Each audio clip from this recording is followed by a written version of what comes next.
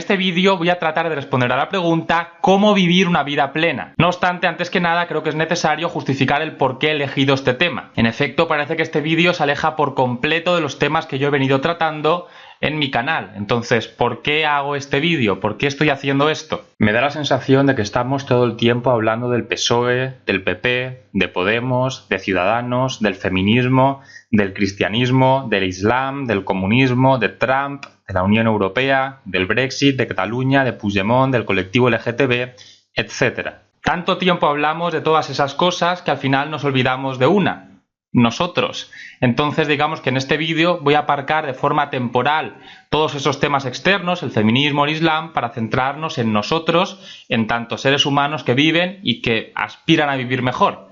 Ya en posteriores vídeos retomaremos todos los temas que he citado antes: el Islam, el feminismo, el PSOE, el PP.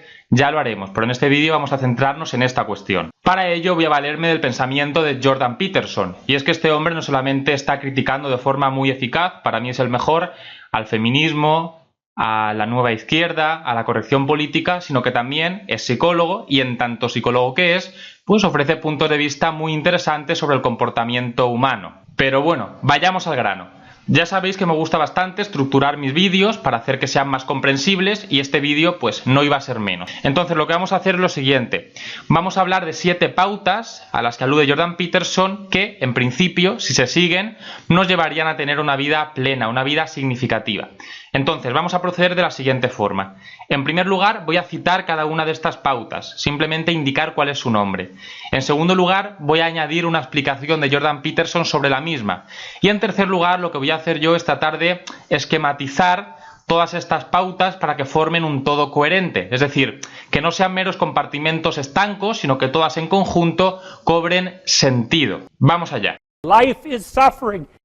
La vida es sufrimiento. It's not an accident that the axiomatic Western individual is someone who was unfairly nailed to a cross and tortured. It's like, yes, right, exactly. God, there's reasons to be resentful about your existence. Everyone you know is going to die. You know, you too. And there's going to be a fair bit of pain along the way, and lots of it's going to be unfair. It's like, yeah, no wonder you're resentful.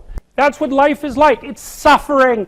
That's what the religious people have always said. Life is suffering. Yes. La imagen que podría simbolizar este punto, el que la vida es sufrimiento, es esta: la de Máximo Décimo Meridio, gladiator, abatido y destrozado al conocer que tanto su hijo pequeño como su mujer habían sido asesinados. Ahora bien, ¿qué debemos hacer ante el hecho de que la vida sea sufrimiento?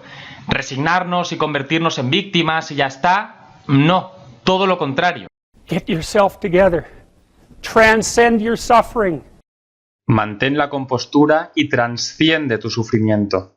So you think, well, what do you do about that? Well, so what do you do in the face of that suffering? Try to reduce it. Start with yourself. What good are you? Get yourself together, for Christ's sake, so that when your father dies, you're not whining away in a corner, and you can help plan the funeral, and you can stand up solidly so that people can rely on you. That's better. Don't be a damn victim. Of course you're a victim. Jesus, obviously. Pick up your damn suffering and bear it. And try to be a good person so you don't make it worse.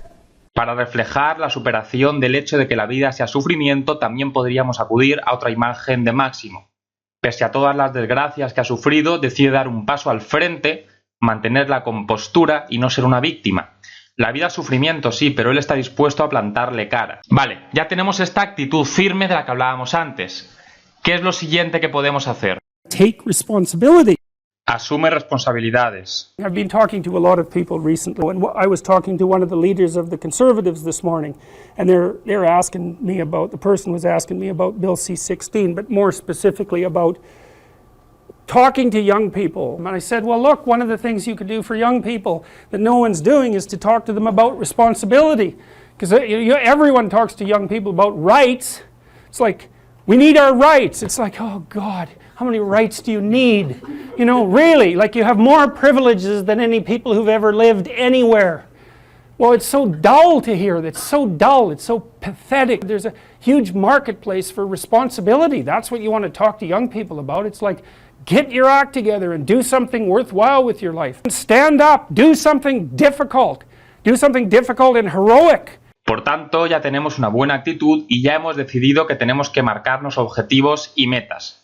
Tenemos el propósito de tener propósitos, valga la redundancia. No vamos a ser piedras inmóviles que se sientan a ver cómo pasa el tiempo, sino que vamos a ir tras algo. Ahora bien, el panorama todavía es algo difuso. ¿Qué quiere decir tener propósitos? ¿En qué se traduce esto? ¿De qué propósitos en definitiva estamos hablando? Bien, como parece obvio, todavía estamos ante una noción demasiado vaga, demasiado genérica. Tenemos que perseguir un objetivo. ¿Cuál es este objetivo? No sé, un objetivo. Evidentemente esto tiene que ser concretado. Tenemos que precisar cuál es el objetivo, cuál es el propósito al que aspiramos. Specify your damn goals. Especifica tu objetivo. Okay, number one, specify your damn goals, because how are you going to hit something if you don't know what it is? That isn't going to happen.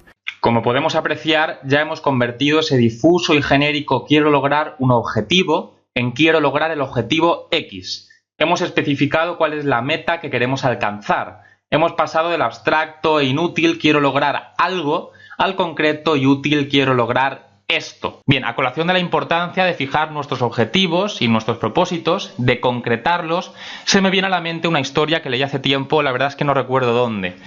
Básicamente contaba lo siguiente. Hablaba de un maestro, un viejo maestro arquero, que era muy hábil disparando flechas. Siempre disparaba una y otra vez y siempre al centro, siempre al centro.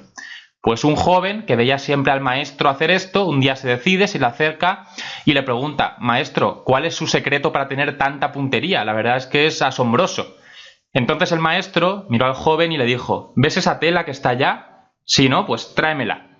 El joven le hizo caso, trajo la tela y le dijo al maestro: ahora véndame con ella los ojos. El joven hace caso al maestro, coge la tela, se la envuelve en los ojos, se la ata y se dispone a lanzar ahora al maestro flechas con la tela esta que le vendaba los ojos.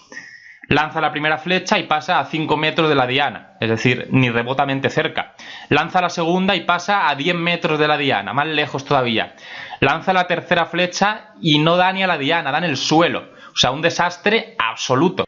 Entonces el maestro se saca la venda, mira al joven y le dice: este es el secreto para ser un buen arquero. Centrarse en el objetivo, centrarse en la diana, nunca perderla de vista. Y creo que esto es algo bastante extrapolable a lo que comentábamos en relación a los objetivos. Si no tenemos clarísimo cuál es nuestro objetivo, pues difícilmente vamos a acertar. En todo caso, voy a detenerme un poquito más en la explicación de este punto, señalando cuáles son, pues, las aparentes ventajas y desventajas de fijar y especificar cuáles son nuestros propósitos y nuestras metas. Why have a goal? Well, it's easy. No goal, no positive emotion.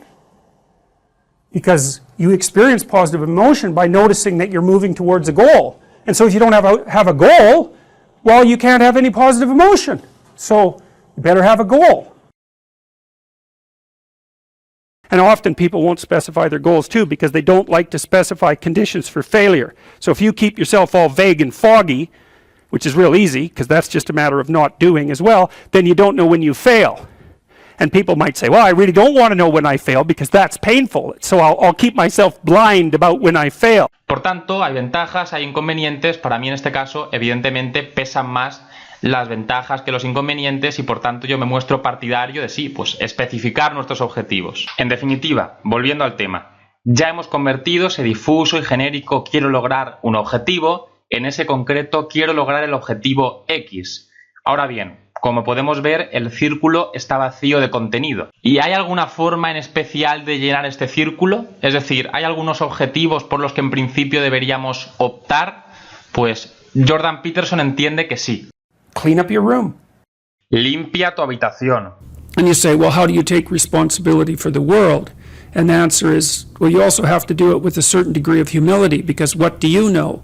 You know, and this is part of the reason that I'm so opposed to the activist culture on college campuses. You don't teach 18-year-olds to go and demonstrate about capitalism, you know, because they don't know anything and they have problems in their own life that need to be solved that are local. And the local problems aren't trivial, you know, they're not disciplined, they're not taking responsibility for themselves, they're not taking responsibility for their family, they're not looking at how they could contribute to the community, they don't understand the fact that they don't know anything. And so they should be taught to start locally and to put things together that they could put together, you know, to make their bed and to clean up their room and to attend their classes with regularity and to straighten up the things around them that are actually within their power to straighten up. You don't get to leap from being a 17-year-old knothead who doesn't know anything and who isn't disciplined to the critic of Judeo-Christian society. You know, it's like there are things that you should be doing in the confines of your own life, and then people don't do that. You're not everything you could be. And so, you know, you should work on that before going and telling someone else that maybe they're not who they should be. Bien, ya no solo tenemos un círculo, sino que también hemos llenado ese círculo de contenido. Según Jordan Peterson, antes de poner patas arriba al sistema económico mundial, tenemos que centrarnos en hacer bien las cosas que dependen de nosotros. Lo cual no quiere decir que no podamos hablar de filosofía, de política o de economía. Lo que quiere decir es que no parece lógico volcarnos en estos temas hasta el punto de convertirlos en el eje central de nuestra existencia si simultáneamente nuestras vidas privadas son un desastre. Ordenemos nuestra habitación antes de ordenar habitaciones ajenas, podría decirse así. Por tanto, ya hemos especificado un objetivo y más o menos sabemos qué clase de objetivos tenemos que perseguir, por lo menos al principio. Pero salta a la vista que desde nuestra posición actual hasta ese círculo al que queremos llegar hay un abismo, hay un espacio en blanco que tenemos que salvar de alguna forma. Del mismo modo que los seres humanos, para pasar de una orilla a otra orilla, construimos puentes, también para pasar de donde estamos a donde queremos estar, hay que construir vías. Por tanto, ya sabemos qué queremos. Ahora lo que nos falta saber es cómo llegamos a donde queremos estar. Sabemos el qué, nos falta el cómo. Vamos a ver cómo solucionamos esto. Make a damn schedule. Hazte un horario. Well, then you turn down to the micro routines. It's like, okay, well, this is what I'm aiming for. How does that instantiate itself day to day, week to week, month to month? And that's where something like a schedule can be unbelievably useful. Google Calendar. It's like, make a damn schedule and stick to it. Por tanto, ya sabemos que tenemos que construir un puente para llegar de donde estamos a donde queremos estar. Para ello tenemos que planificarnos, hacernos una rutina diaria. En definitiva, no ir a bandazos. Ahora bien, del mismo modo que el círculo de antes estaba vacío, también esta flecha está vacía de contenido. ¿Hay también en este caso alguna forma particular de llenar esta flecha? ¿Hay algunas reglas o pautas que de seguirse nos llevarían a tener un mejor horario o una mejor rutina? Pues sí. Negotiate with yourself and not tyrannize yourself. Negocia contigo mismo, no te tiranices. Okay, so what's the rule with the schedule? It's not a bloody prison. That's the first thing that people do wrong. They say, well, I don't like to follow a schedule. Well, it's like, well, what kind of schedule are you setting up? Well, I have to do this, then I have to do this, then I have to do this, you know, and then I just go play video games because who wants to do all these things that I have to do? It's like, wrong. Set the damn schedule up so that you have the day you want. That's the trick. It's like, okay, I've got tomorrow. If I was going to set it up so it was the best possible day I could have, practically speaking, what would it look like? And you can ask yourself that just like you'd negotiate with someone who is working for you. It's like, okay, you got to work tomorrow. Okay, so I want you to work tomorrow. And you might say, okay, well, what are you going to do for me that makes it likely that I'll work for you? Well, you could ask yourself that, you know. So maybe you do an hour of responsibility and then you play a video game for 15 minutes. I don't know, whatever turns your crank, man. My point is that you have to understand that you're not your own servant, so to speak. You're someone that you have to negotiate with. Bien, también en este caso hemos dejado de tener simplemente una flecha para tener ahora una flecha llena de contenido. Ya sabemos qué pautas y qué reglas tenemos que seguir a la hora de configurar nuestro horario y con esta pauta ya habríamos estudiado las 7 reglas a las que aludía al principio del vídeo. Bien, recapitulando, podría decirse que hemos visto que la vida es sufrimiento y que tenemos que mantener la compostura y plantar cara a este sufrimiento. Hecho esto, deberíamos fijarnos el propósito de tener propósitos, valga la redundancia. Sin embargo, como comentábamos, esto era algo demasiado genérico. Es preciso especificar nuestros objetivos y, preferiblemente, que estos versen sobre cuestiones que realmente nos atañen y que quedan dentro de nuestro alcance. No obstante, hay que salvar de alguna forma la distancia que nos separa de donde estamos a donde queremos estar. y para ello deberíamos elaborar una rutina diaria y atenernos a ella. Ahora bien, no tenemos que esclavizarnos a nosotros mismos, sino ser comprensivos y hacer un horario flexible. De seguir todas estas reglas que ya hemos comentado, estaríamos en disposición de llegar a tener una vida plena, una vida significativa, una vida con propósito. Sin embargo, pues todavía no hemos dicho qué quiere decir tener una vida significativa o tener una vida con propósito. No lo hemos definido todavía. Entonces concluyamos el vídeo con este fragmento. If you watch yourself for a week, you'll see certain things. You'll see some of the time you'll be bored, in which case you're either undisciplined or you're probably pursuing something you don't want to pursue. And some of the time you'll actually be engaged in life. And the times that you're engaged in life, you won't notice that you're there. Right? The distinction between subject and object disappears when you're engaged in something that you find meaningful. The purpose of life, as far as I can tell from studying mythology and from studying psychology for decades, is to find a mode of being that's so meaningful that the fact that life is suffering is no longer relevant. Or maybe that it's even acceptable. And I would say as well that people know when they're doing that. You know when you're doing that in part because you're no longer resentful. You think, geez, I could do this forever. Right? There's a timelessness that's associated with that state of being. That's the place where you are that's so meaningful that it enables you to bear the harsh preconditions of life without becoming resentful, bitter, or cruel. And there's nothing that you can pursue in your life that will be half as useful as that.